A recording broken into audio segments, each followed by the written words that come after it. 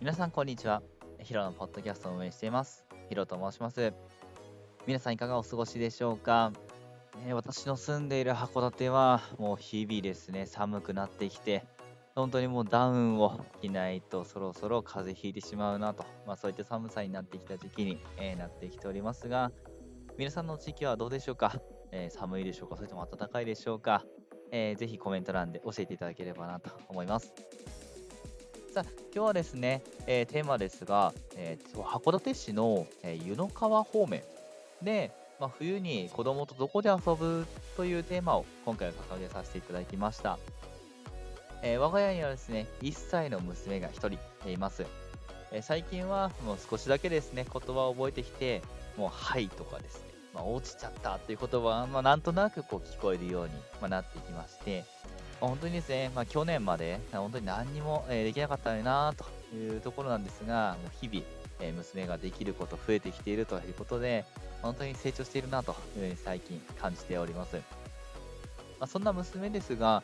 いろんなですね、ところにお出かけするので、どうしてもですね、風邪をこう、もらってきてしまうということが最近多くなってきました。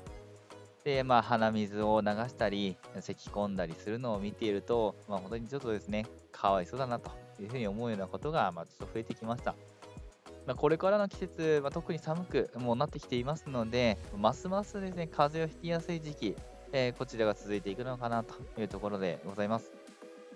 できるだけ、外でですね、遊ばせた方がいいっていうのは、理解しているところではあるんですけれども、あまりにもですね、やっぱり寒い日に、無理に外で遊ばせてしまうと、風邪をひいて、後々大変なことに、病院行かなきゃいけなかったりとかですね、看病しなきゃいけなかったりだとか、本人が一番辛いというところがあるんで、ちょっとですね、微妙な天気でしたり、雪で外が吹雪いてる、そういう時は、室内で遊ばせたいと思うのは、お子様がいらっしゃる皆さん、同じお気持ちなんじゃないでしょうかというところです。ただですね、室内の子供の遊び場となると、どうしてもこう大きい子供たちとこう一緒に遊ぶような、ところというのがやはり多く、ありまして、うちの娘のように、一切そこらの子供がですね、そこで一緒に遊ぶと、やっぱりちょっとぶつかったりして危ないのではというふうにですね、心配になってしまうというところがあります。皆さんもそうではないでしょうかというところです。で、そこで、今回はですね、函館市内で、室内で、小学生未満の子供でも、比較的遊びやすい場所というのを2点、このポッドキャストの中でお話をしていきたいと思います。どちらもですね、利用した経験というのがあるんですけれども、他の場所と比べて、危なくなくですね、遊ばせることができたなというふうに思っております。特に、湯の川の方ですね、函館市の中にある湯の川というところの、近くで、外国籍の方、特にお泊まりになる予定の方あればですね、ぜひこちらも一度利用していただければな、そういったところも含めて、お話をしていきたいと思います。それではですね、まず、1箇所目ですが、函館アリーナというところです。その中にあるキッズルームというのが、函館アリーナの中にはあります。滑り台ですとかですね、大きいんですけれども、柔らかいブロックだとかが、たくさんあったり、あとは三輪車もですね、小さいものもあるんですけども、そういった、いわゆる普段、家の中でですね、遊ぶことっていうのが、どうしてもこう環境的に難しいなというものも、大きな場所で遊ぶことができるので、子供たちですね、非常に楽しんで遊んでいられる、そういった空間が函館アリーナのキッズルームというところにあります。で、娘もですね、比較的そこで遊ぶことが多いんですけれども、そういったものの中で、特にですね、お気に入りというものが、大きな木の家っていうのがありまして、そこに、入ったりですね、出たりする、それだけなんですけれども、それがお気に入りのようで、何度もですね、出入り繰り返している、それでも本人ニコニコしているので、はい、楽しいのかなというふうに思うことがあります。で、大人もですね、入ることができるぐらいのですね、ちょっとかがむぐらいが必要なんですけれども、大きさのものなので、親子で遊ぶことができるものと、そういった、場所になっております。これ以外にもですね、絵本もあるので、少し遊び疲れたなという時には、好きな本を読んだりするってことも、できますので、体をですね、動かして遊ぶこともできれば、本を読んで、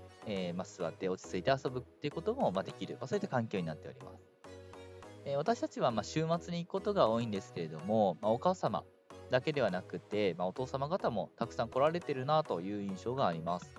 で、これらはですね、すべて無料で利用することができるんですけれども、アリーナでですね、大きなイベント、こちら開催しているときには、使用できない場合があるというふうにも書いておりましたので、もしですね、行かれる前には、ホームページですね、函館アリーナで検索していただいてから確認していくことをですね、お勧めしたいと思います。で、まず1箇所目、函館アリーナのキッズルームについてご説明しました。で、2箇所目ですが、こちらが函館市の熱帯植物園というところです。こちら、料金はですね、入場料かかってしまうんですけれども、普段ですね、見かけることのできない、珍しいですね、植物が、展示されていたりですとか、魚などのですね、水中生物、こちらが生息していたりと、非日常を味わうことができるスポットとなっております。で、中でもですね、12月から始まる、猿山というところがあるんですけれども、ここはですね、12月になると、温泉が、入るようになっていて、そこにいる、お猿さんたちが、温泉に入っているという様子を、眺めることができるという、非常にちょっと珍しいのかなという場所があります。日本のイメージというと、一つには、温泉に入っているお猿さんというのが、あるのかなというふうに、もう聞いたことがあって、見たことあるんですけれども、なので、ちょっと日本のイメージといえばなんていうところも見ることができる、そんなところで、あります。ただですね、植物園内はどうしてもちょっと道が狭いところっていうのがあるので、子供をベビーカーに乗せて、園内を回りつつ、要所要所で、子供を歩かせるといったことが、必要、ないしちょっと遊ぶ上では、楽しむ上ではですね、そういったことが必要になるのかなというところがありますので、ある程度ちょっと準備ですね、必要な場所ではあるんですけれども、お子様と、一緒に、普段見られないものを一緒に見て楽しむことができる、そういった場所となっております。ここまでですね、2箇所の今回はおすすめのスポットをお伝えさせていただきました。地図アプリを使えば、迷わずに行くことができるとは思いますが、万が一ですね、迷ってしまって、近くにいる人に尋ねる際の、日本語というのを、確認をしておきましょ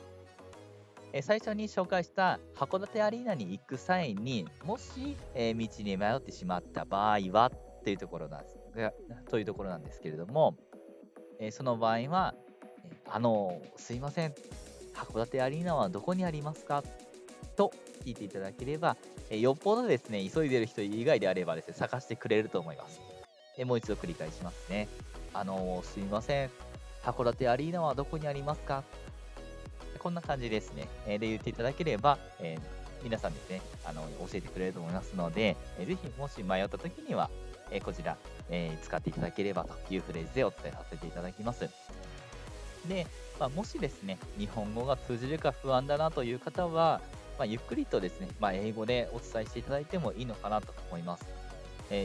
その発音の仕方だとかスピードっていうのはですね、もうネイティブの言葉を聞き取れる人っていうのはなかなかちょっと言いなかったりするので、